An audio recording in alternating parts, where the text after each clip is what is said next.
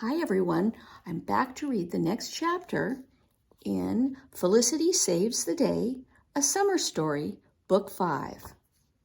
And this chapter, chapter 3, is called A Note in the Bird Bottle. And if you look behind me, here I have Lissy with her penny, and I have an actual real bird bottle right here that we had got when we were in Williamsburg. And it's the sort of thing that they attach to the side of the house, and then a little bird can come in there and build a nest, and that's why it's called a bird bottle. I'm going to set it right here, and I'm going to read and let us find out what this chapter is all about, called The Note in the Bird Bottle. During the months they had been apart, Felicity had often imagined what it would be like if she were ever with Penny again. But even in her dreams, she had not imagined how happy she would feel or how content. It was as if something sad and longing in her had finally come to peace, all because Penny was back. "I have never seen two living creatures so glad to be with one another," said Grandfather. He and Mother were watching Felicity make medicine to put on the scrape on Penny's leg. "Aye," agreed Mother. "Indeed, 'tis a pleasure to see." Felicity ground herbs with her pestle to make a smooth mixture. Then she scooped up some with her finger and spread it on Penny's scrape. "The wound is healing well, Grandfather," she said.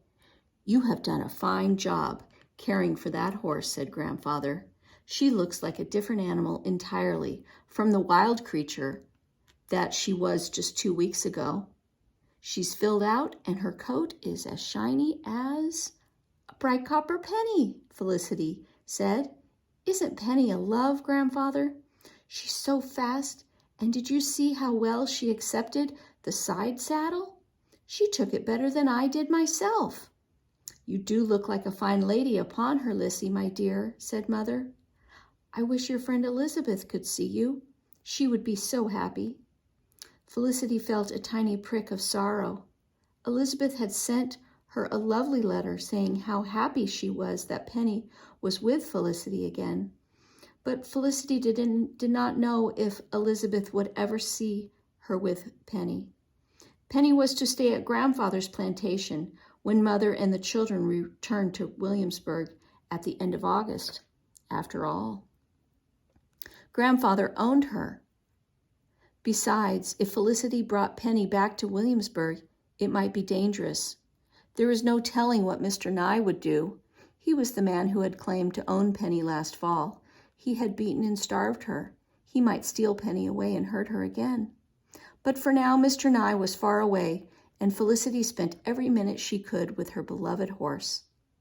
When she and Grandfather rode in the mornings, Penny was well behaved. She followed Grandfather's horse obediently and never fought the slow, steady pace. Their morning rides were such a pleasure. Felicity and Grandfather made them longer. Sometimes they followed the footpath as far as Philgate's Creek. Once they even crossed the creek and rode all the way to where the path split. One fork led to a little finger of land that stuck out into the river, called Sandy Point. The other fork led to Yorktown. After dinner, when Nan and William played and Grandfather and Mother rested, Felicity rode Penny to the huge upper pasture. The grass seemed to shimmer with heat, and the air was so dense and hot it felt solid. Felicity would lean forward and whisper, "Run, Penny, as fast as you like." Penny would walk, then trot, then canter. Faster and faster Penny would fly, smooth as water, while Felicity held on tight, and the whole world was a brilliant blur around them. One steamy afternoon, as Felicity was riding Penny from the stable to the upper pasture for their canter, she passed Nan and William. They had reeds and shells full of soapy water, and they were blowing bubbles up into the branches of a large old shade tree. "Lissy," said William, "when you pass the bird bottle, do remember to look inside. Maybe a bird has built a nest today." Felicity and Nan looked at each other and sighed. William asked Felicity to look in the bird bottle almost every day, even though both girls knew and told him 100 times that birds won't build nests in the summer. William, said Nan patiently, you and Lissy looked yesterday. There is no nest in the bottle. There never is. There never is anything in the bottle. William ignored Nan. You'll look, won't you, Lissy? Promise? I promise, said Felicity quickly. She was impatient to go. She nudged Penny, and they trotted away. As they passed the smokehouse, Felicity glanced at the bird bottle to keep her promise to William, even though she knew nothing would be there. But to her great surprise, Felicity saw something white in the bird bottle. She reined Penny to a stop and squinted at it. Was the sun playing tricks on her eyes? Felicity rode up for a closer look.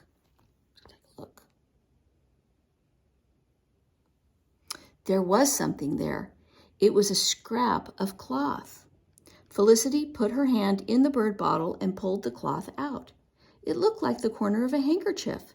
It was wrapped around something hard, something like a stick. Quickly, Felicity unrolled the cloth. Out fell a wooden whistle. Felicity stared at it. She knew it was a signal whistle because she had seen Ben's. He had shown her how to blow it and how it was used to give commands to soldiers. In fact, this signal whistle looked exactly like Ben's. Whose was it? Why had someone put it in the bird bottle? Why was it wrapped in a scrap of handkerchief that was stained with berry juice? Felicity looked at the stains more closely and gasped.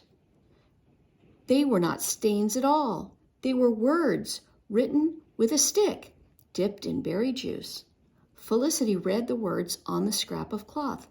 Felicity, come, help, Ben. Ben?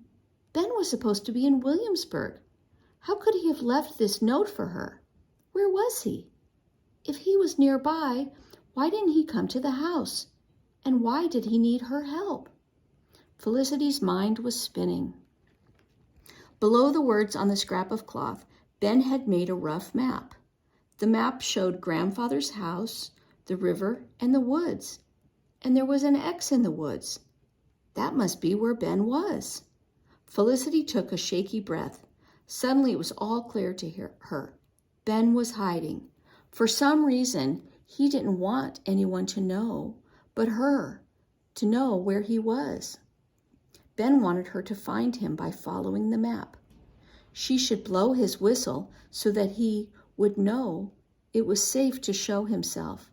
Felicity did not stop to think anymore. She urged Penny to a trot and went to look for Ben in the woods. Felicity and Penny entered the woods just behind the blackberry thicket. When they were deep in the forest, Felicity blew the signal whistle. Once, twice, 3 times. She heard Ben whistle in reply, and she rode toward the sound. It was not hard to find him, though he was well away from the riding path. He sat propped up against a big tree. One leg was stretched out in front of him, wrapped in bloody rags. "Ben!" exclaimed Felicity. "Benjamin Davidson, what on earth are you doing here?" She slipped off Penny's back. "What's happened to you?" Ben groaned and closed his eyes. Felicity stopped talking. She knelt next to him and then said quietly, "Ben, tell me, what are you doing?" Ben opened his eyes. His face was sweaty and streaked with mud. "I ran away," he said. "You know I want to be a soldier and fight with the Patriots. 2 companies of soldiers from Virginia have already marched to Massachusetts to join the army. George Washington is gathering there." Ben took a deep breath. "It's starting, Lissy," he said. "General Washington is going to lead an army of patriots. We're going to fight the British." We're going to overthrow the rule of the king here in the colonies. I want to be a part of the fight, but my apprenticeship agreement with your father won't allow it. So he repeated, I ran away. When? Asked Felicity. The night before last, answered Ben. I thought I could make it to the Yorktown ferry and cross the river before I was missed. Felicity sighed. What went wrong? She asked. I knew I couldn't walk along the main road for fear of being seen, said Ben. Still, I made good time through the woods until I came to King's Creek. It was so dark, I slipped and fell when I was crossing the creek. I lost my pack of clothes and food and money, and I cut my leg on a sharp branch. Your leg looks bad, said Felicity. It must hurt. Ben shrugged. I knew I was not far from your grandfather's plantation, and I knew I needed your help. I found my way here and slept by this tree. Yesterday I sneaked up closer to the house, and I saw you and William looking at the bird bottle. So last night I wrote you that message and hid it with my whistle in the bird bottle. I was hoping you'd find them today. I'm very glad you did. I'm glad too, said Felicity. She stood up and dusted off her gown. Because now I can tell you how foolish I think you're being. I'm going straight up to the house and fetch Grandfather. Ben reached up and grabbed Felicity's arm. Don't, he said. Your grandfather is a loyalist. He thinks the Patriots are wrong. You can't tell him about me, Lissy. Felicity jerked her arm away. Yes, I can, she said. I'd be dishonest if I didn't. I can't keep a secret like this. She stalked away and swung herself up onto Penny. Lissy, said Ben softly, that's Penny, isn't it? I got your letter saying that she was here. You must be happy to have your horse back. Yes, said Felicity. Suddenly she stopped. She looked down at Ben. He was solemn. Felicity remembered how Ben had helped her to keep Penny a secret last fall. Ben had never told Mother or Father that Felicity was sneaking off every morning to ride Penny. She had asked Ben to keep her secret, and he had. How could she not do the same for him? Felicity spoke slowly. Very well, Ben, she said. I promise I will not tell anyone about you. You can trust me.